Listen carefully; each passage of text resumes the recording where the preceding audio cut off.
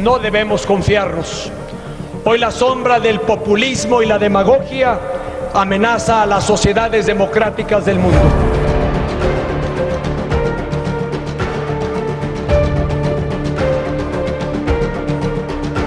Si llega a presidente, nos va a endeudar más y vendrá una crisis económica, devaluación, desempleo. Estos son los grandes planes de López Obrador, un peligro para México.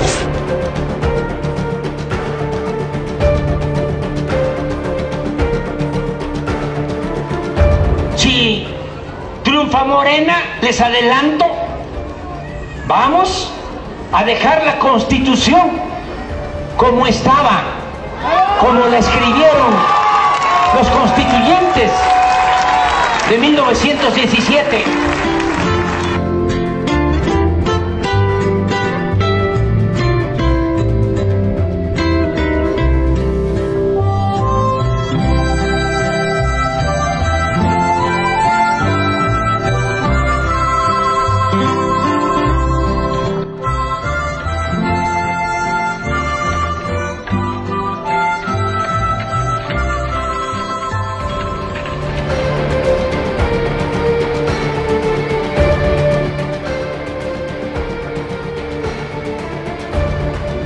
No se puede enfrentar la violencia con la violencia.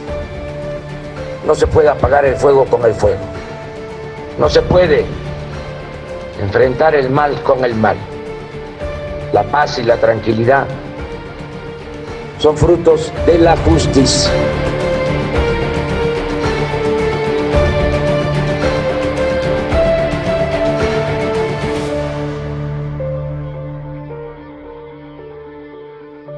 Amigos de Entre Noticias, aquí en rubenluengas.com, me da mucho gusto tener al doctor Jaime Cárdenas Gracia, ampliamente conocido acá en México, abogado, político, académico, investigador de la UNAM, fue diputado, entre 1996 a 2003 fue consejero del Instituto Federal Electoral y hace poco lanzó unos tweets pues realmente interesantes, incluso recomendando un libro que voy a ir a comprar para entender esto de la llamada Ley de Seguridad Interna. Pero primero que nada, saludándote, Jaime Cárdenas, me da mucho gusto que hayas aceptado esta charla, aún con las dificultades que podamos tener con estos aparatos cibernéticos. ¿Cómo estás? Bien, buenos días, gusto en saludarte. Muy bien, primero que nada, uno de tus últimos tweets, tú dijiste que el aparato no va a aceptar un resultado en su contra, el aparato oficial, el sistema no lo va a aceptar. Alguien por ahí te decía en tweet, bueno, pero ¿qué tal con una votación masiva? ¿Verdad? Y decías, bueno, esa es una alternativa. Es decir, mi pregunta es, ¿cómo ves el escenario? ¿Se va a repetir nuevamente lo que hemos vivido en el pasado en México de un fraude electoral? Mira, hay mucho temor en muchos sectores de la sociedad mexicana y de la clase política en el poder por un posible triunfo de Andrés Manuel López Obrador. Aunque Andrés Manuel López Obrador en los últimos tiempos ha moderado su discurso, ha acercado a su equipo a personajes pues vinculados al mundo empresarial como Alfonso Romo, a expriistas como Esteban Moctezuma, a personajes vinculados, por ejemplo, a Azcárraga Llán, ¿no? Al suegro lo incorporó al Consejo de Seguridad que presentó hace unos días, como que hay preocupación, ¿no? En los sectores del poder, del dinero en México, del poder político y del poder económico, para que Andrés Manuel pues, no sea el presidente de la República. Ellos preferirían al candidato de la coalición del PRI, a mí, o preferirían como otra opción a Ricardo Anaya de la coalición que integra PAN, PRD, Movimiento Ciudadano. Entonces yo veo que las élites en México, políticas y económicas, están más bien con los otros dos candidatos de las dos coaliciones, vamos a decir, que representan el esquema del poder en México, tanto político como económico, y veo que esas élites poco desean que Andrés Manuel López Obrador llegar a ser el presidente de México. Entonces tendría que darse un escenario de una votación apabullante a favor de López Obrador para que fuese muy difícil para los órganos electorales o para las propias coaliciones oficiales o oficialistas realizar cualquier tipo de fraude electoral a las estructuras del poder, a las coaliciones que presiden el PRI o a las coaliciones del PAN, pues realizar qué tipo de manipulación del sistema electoral mexicano. Si la votación no es muy amplia a favor de los, si no hay una diferencia grande, es probable que podamos repetir escenarios como el del 2006. Y si eso ocurriese, ¿cuál sería ahora la reacción, primero, del propio partido de López Obrador? ¿Qué haría? ¿No? Dice, la tercera es la vencida. Si la tercera no, dice, me voy a la chingada, al rancho que tiene allá en el sureste mexicano. ¿O habría realmente movilizaciones y después quejas, la gente saldría a la calle y después todo volvería a esta ilusión de normalidad democrática? Sí, mira, Andrés Manuel, los que lo conocemos, sabemos que es una persona que no es partidaria de ningún tipo de violencia. Entonces, seguramente habría movilizaciones, actos de resistencia, pero todos serían pacíficos. Y como él lo ha anunciado, pues él se retiraría a su rancho allá a Chiapas, a Palenque, ese rancho que se llama La Chingada. Yo creo que pues, ya no participaría él más en la vida política nacional y sería cuestión de ver qué ocurre con Morena, quién toma el liderazgo de ese partido y qué tipo y cómo se conforman o se reagrupan las fuerzas de izquierda en el país. Pero desde luego Andrés Manuel López Obrador, tanto por su edad como por las 3 experiencias que habría tenido, creo que desaparecería de la escena política del país. En este contexto, Jaime, hay quienes consideramos que estamos viendo una especie de promiscuidad política. El PAN con el PRD, Morena mismo con el partido PES, que en algún momento dado incluso estuvo con Felipe Calderón. ¿Qué opinión te merecen todas estas alianzas que algunos dirían, bueno, ¿qué pasa? De lo que se trata es de llegar al poder a como dé lugar, aún claudicando en convicciones ideológicas, o estoy equivocado? No estás equivocado. Yo creo que este proceso electoral, a diferencia de otros, es un proceso electoral menos ideologizado que, por ejemplo, el del 2012 o el del 2006 o anteriores. Entonces, hay un fuerte pragmatismo en las 3 principales coaliciones. Lo vivimos, como dices tú, en el pacto o la alianza entre Morena y el PES, que es un partido evangélico, de evangélicos, sí, que están en contra del aborto, que están en contra del matrimonio de homosexuales, en fin, es un partido muy conservador. Lo vemos también en esa alianza tan extraña entre el PAN y el PRD. Es verdad que el PRD en los últimos años ideológicamente se había venido desdibujando y se había caracterizado también por un gran pragmatismo, pero bueno, hay pragmatismo del PAN y del PRD en esa alianza que tienen, junto con Movimiento Ciudadano, que es un partido esencialmente pragmático, porque su dirigente, Dante Delgado, pues es un viejo priista que sobre todo lo que desea es ganar posiciones políticas. Y en el caso del PRI, bueno, el PRI durante su historia, salvo algunas etapas, se ha caracterizado también por eso, por mantenerse en el poder, por conservar el poder, más allá de cualquier principio político, moral o valor axiológico o elemento axiológico que sirva de guía a su actuar. Y en este panorama, ¿estaría operando en la práctica el llamado PRIAN, o lo de PRIAN ya se extiende también al PRD, y dentro de eso mismo, pues algunos vemos en José Antonio Meade, que es el hombre que encarnaría en sí mismo el concepto PRIAN. Entonces, ¿cómo está esto?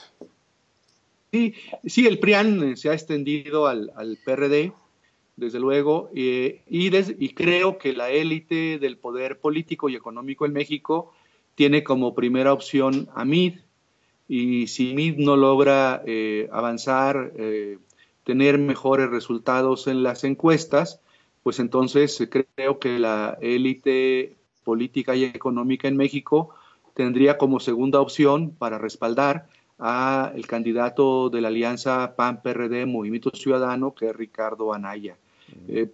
Yo pienso que Ricardo Anaya, por ejemplo, en los 3 debates presidenciales que va a organizar la autoridad electoral, pues es muy hábil, es una persona con gran capacidad de articulación verbal, y que saldrá triunfante de esos 3 debates. Ese es mi pronóstico. Entonces, tienen como abanderado la élite política y económica a Meade, pero si Meade no funciona, no conecta con los ciudadanos, las encuestas no les son favorables, entonces son capaces de tener una segunda opción, y esa segunda opción está representada por Ricardo Anaya.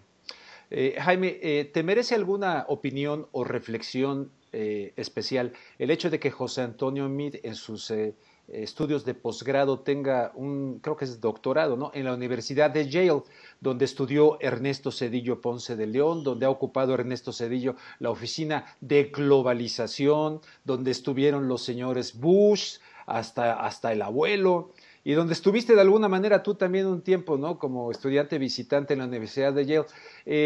¿Eso te merece alguna reflexión? Y Dolia Esteves acaba de dar a conocer que en su trabajo de tesis pues ignoró totalmente a México, hizo una cosa un poco extraña, muy particular allá de los Estados Unidos. Y bueno, las universidades de élite de los Estados Unidos reproducen el pensamiento dominante en el mundo, sobre todo en profesiones o en carreras como la de economía, ¿no?, donde todos sabemos que hay un pensamiento dominante, que el pensamiento neoclásico de la economía, el pensamiento neoliberal. Entonces Meade es representante de esa forma de pensar, como muchos otros tecnócratas que estudiaron en universidades de élite de los Estados Unidos, ¿no? El propio Luis Videgaray, por ejemplo, y desde luego, desde la época de Carlos Salinas de Gortari, y con posterioridad a él, esa tecnocracia ha tenido el control del Estado mexicano, del gobierno, y del propio Partido Revolucionario Institucional, y los políticos formados en la tradición nacional, pues aunque tengan algún tipo de popularidad, son desbancados por esta tecnocracia educada en los Estados Unidos. Lo vimos en el PRI, cuando el presidente Peña Nieto prefiere como candidato a Meade frente a Osorio Chong, independientemente de que Osorio Chong tenía más simpatías al interior del PRI, de la militancia priista. Pero bueno, pues eso no significa nada, porque es importante también que el candidato priista sea bien visto por los sectores financieros de los Estados Unidos e internacionales, y también que tenga un cierto visto bueno del gobierno norteamericano. Entonces, en ese sentido, para el PRI, para Peña, era más adecuado un candidato como Meade que un candidato como Osorio Chong, que representaba los viejos estilos y las formas de hacer política nacional dentro del PRI. Y en ese sentido, ¿cómo irrumpe un personaje como el presidente Trump? México, desde que ingresó al GATT con Miguel de la Madrid, luego el Tratado de Libre Comercio, la Alianza para la Seguridad y la Prosperidad de América del Norte, en fin, todos instrumentos que se ha tenido dentro del neoliberalismo globalizado. Y de repente llega un personaje que algunos quieren presentar como anti-establishment. Ayer yo tuve un debate ahí con un español en una televisora. Para mí el señor Trump no es ningún anti-establishment. ¿no? Cada vez se va desmontando eso. Pero ¿cómo irrumpe esto de la renegociación del Tratado de Libre Comercio? En fin, después de todo ese neoliberalismo, los tratados de libre comercio, Salinas, todos estos tecnócratas mexicanos, ¿les cambiaron las señales del picheo o qué hay detrás de todo esto? ¿Y cómo se ubica México en esta elección con respecto a Trump? Yo creo que están preocupados un poco porque no han entendido, como tú lo entiendes, a Trump, y están preocupados ante la posibilidad de que el Tratado de Libre Comercio no sea renegociado y que se suspenda o se termine. Pero, como tú dices, Trump representa el mismo pensamiento neoliberal, nada más que es un pensamiento neoliberal más conservador, aún que el neoliberalismo que representaban, por ejemplo, tal vez los Bush o el neoliberalismo de los Clinton. Creo que en Trump hay un neoliberalismo conservador, concentrado, es un neoliberalismo que prefiere otras medidas de tipo geopolítico, como los acuerdos de seguridad a los acuerdos comerciales. Entonces, nosotros habíamos visto en el neoliberalismo en América Latina y en el mundo una prevalencia de los acuerdos comerciales sobre los acuerdos de seguridad. Y creo que estamos viendo o vamos a ver un cambio de paradigma en ese sentido, donde los acuerdos de seguridad serán cada vez más importantes que los acuerdos comerciales. ¿Por qué lo digo? Porque, bueno, países como Estados Unidos tienen seguras sus áreas, sus intereses económicos en México, con o sin tratado de libre comercio. Entonces necesitan simplemente acuerdos de seguridad para garantizar esas inversiones, para protegerlas y esos intereses sobre los recursos naturales de nuestro país. Entonces, para ellos en este momento, para el equipo de Trump, es más importante un acuerdo de seguridad que un acuerdo comercial.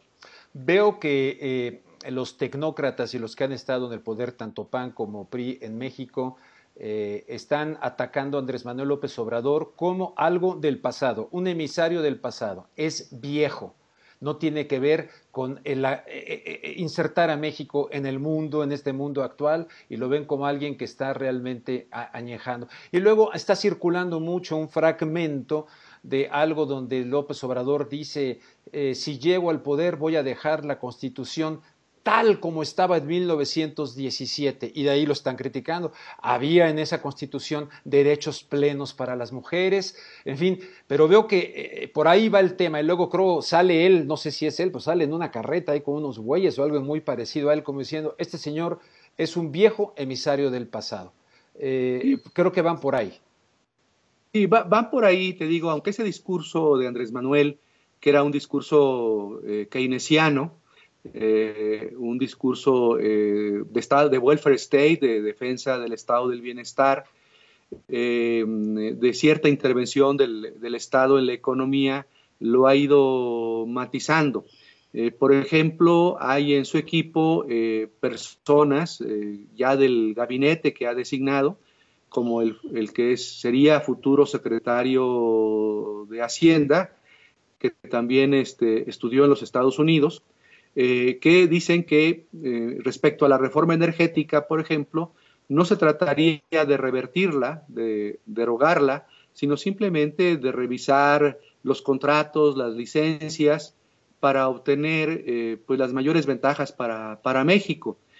Pero hay sectores en el equipo de Andrés Manuel que dicen no toquemos las reformas estructurales. Creo que la única en donde se quiere tocar, pero es por razones solamente pragmáticas y electorales, es la educativa, ¿no? Para ganarse el favor del sector magisterial en el país, que es muy importante, pero las demás reformas estructurales de Peña Nieto, promovidas por el gobierno de Peña Nieto, difícilmente con la presidencia de López Obrador se modificarían o se revocarían, simplemente porque los números en el Congreso no le alcanzarían, no le darían para plantear reformas a la Constitución que derogaran esas reformas. Entonces, sí, él tiene esa mentalidad nacionalista, social, de la economía, que no la tienen desde luego ni Mid ni Ricardo Anaya.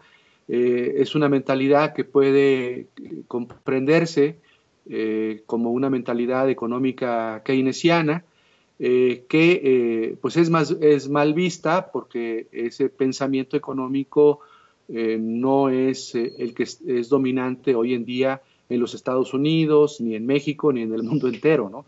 Esa es la razón por la que se le ve como un candidato viejo, atrasado, pero para muchos sectores sociales, clases medias o las clases desposeídas de México, yo creo que es un pensamiento económico que conecta mucho con ellos, porque las clases en medias, las clases populares en nuestro país, pues demandan derechos sociales, derecho a la salud, derecho a la educación.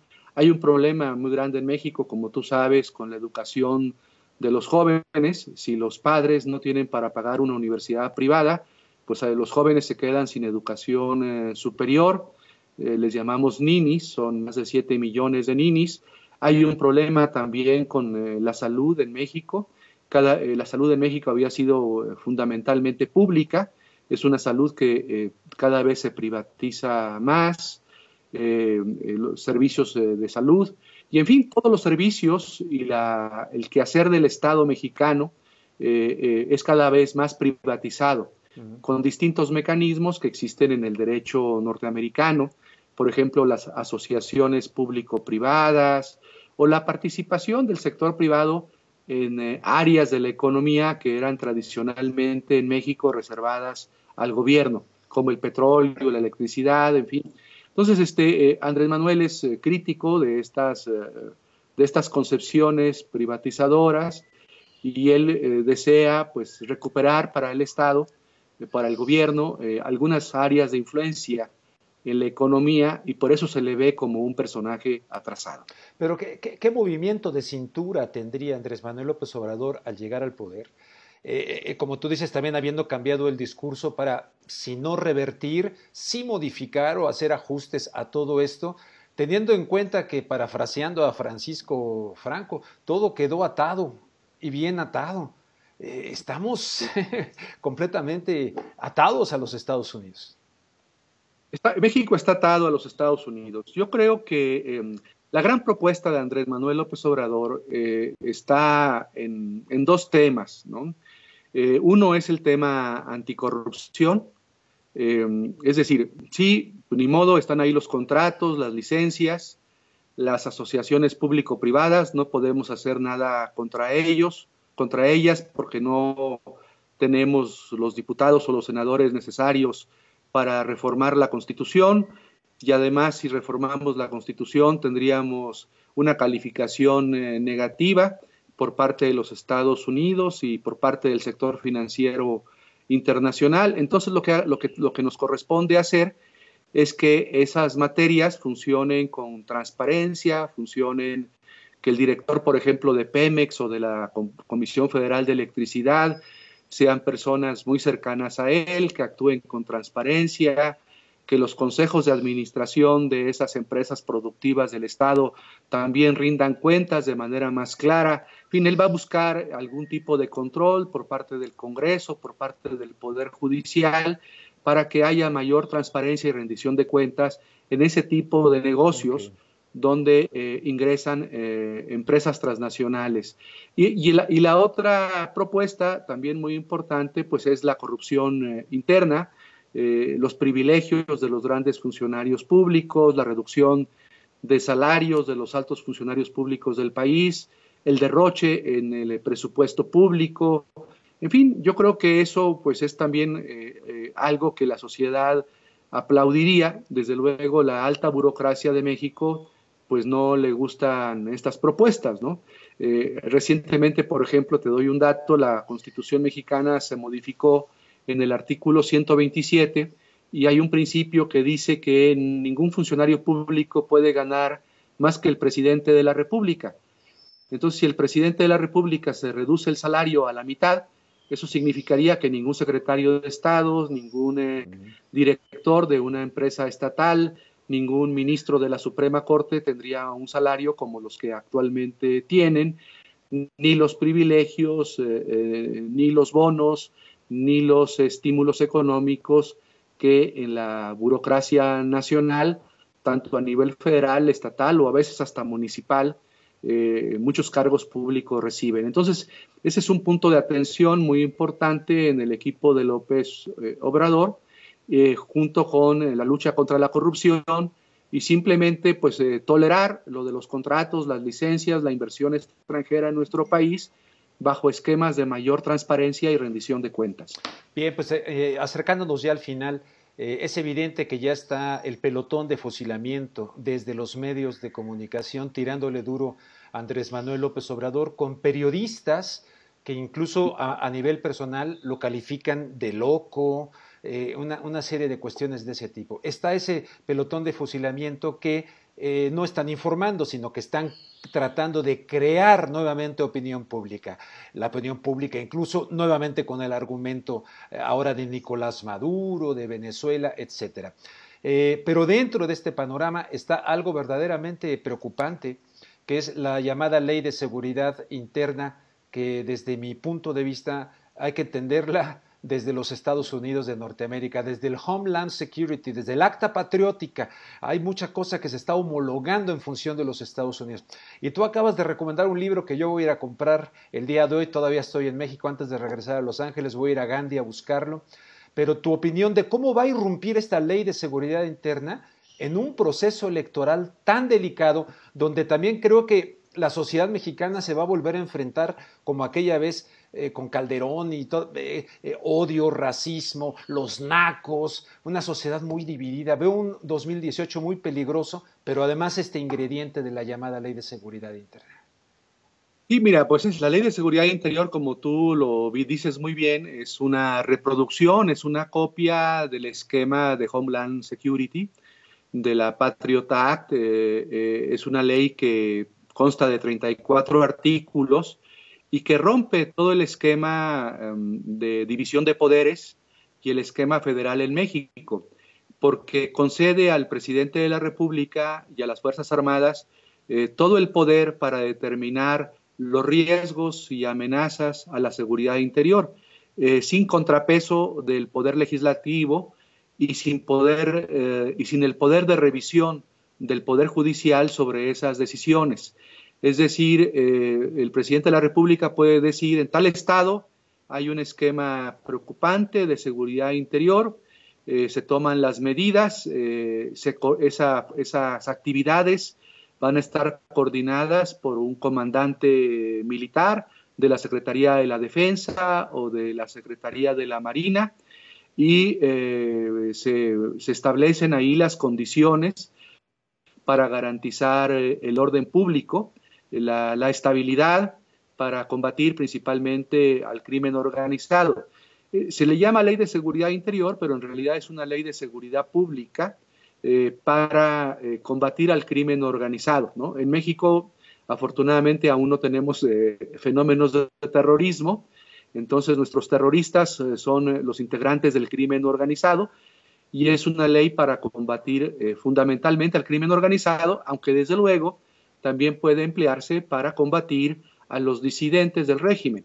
Entonces, si la protesta electoral previa o posterior a las elecciones toma algún tipo de protesta violenta, seguramente la ley podrá aplicarse, la Ley de Seguridad Interior, para reprimir cualquier tipo de acto de resistencia que tenga algún tipo de tinte violento.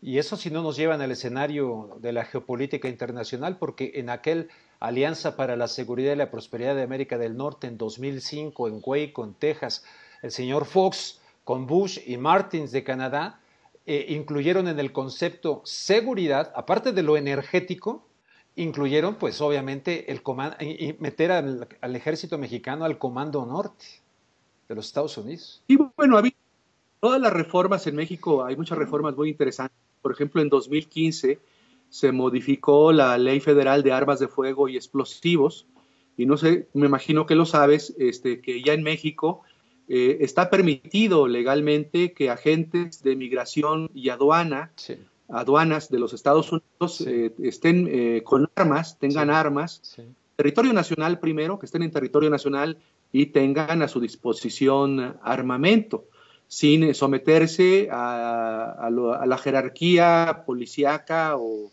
militar mexicana. Entonces, son fenómenos que se han ido dando en nuestro país, donde nos integramos a los esquemas de seguridad que son mucho más amplios que el combate al crimen organizado, como tú dices, incluye la energía, incluye los recursos naturales, el agua, etcétera, todos los recursos que puedan disponer para integrarnos al esquema de América del Norte, de los Estados Unidos, y ha habido varios pasos, ¿no? El ASPAN, la Iniciativa Mérida y muchas reformas al interior de nuestro país para homologar nuestro sistema jurídico, por ejemplo, penal, con el sistema acusatorio, homologarlo casi al sistema penal norteamericano, y ahora con la Ley de Seguridad Interior, pues homologar el concepto de seguridad nacional, de seguridad interior norteamericano al marco jurídico nacional, rompiendo con el esquema de la Constitución mexicana del 17, de división de poderes, de federalismo, y desde luego afectando o posiblemente afectando derechos humanos de los habitantes de nuestro país. Jaime, algo que mis preguntas no hayan generado, que tú quisieras decirle a los amigos que ven mi página Entre Noticias sobre este año. Pues,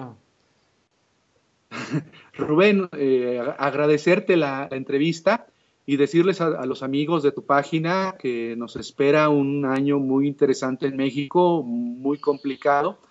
Yo creo que la única posibilidad para que se dé una transformación en México, para que no sigamos con más de lo mismo, sería un voto masivo, pero yo veo que las estructuras electorales se están orientadas a fragmentar el voto para impedir el voto masivo a favor de López Obrador, ¿no?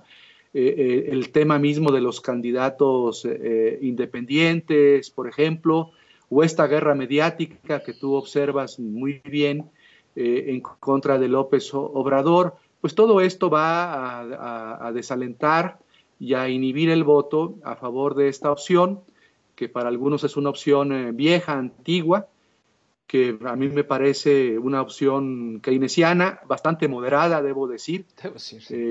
Yo creo que Andrés Manuel no está tan loco para declararle la guerra a los Estados Unidos o para afectar los grandes intereses económicos norteamericanos en México.